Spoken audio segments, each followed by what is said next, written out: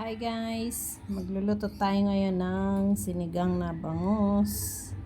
Ayan na, nilagay na natin ang ating isda na bangus sa ating pinakulong tubig na merong sangkap. At saka natin ilalagay ang ating gulay na sitaw at ang sigarilyas. Ayan guys, sangkapan din natin ng paminta, tsaka magic at saka ang ating asin.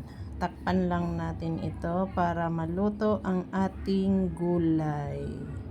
Ayan na guys, mas maraming gulay, mas masarap. Nilagyan din natin ng 2 siling haba at konting pampaasim. Ayan na guys, malapit nang maluto. At nilagyan din natin ng gulay na kangkong.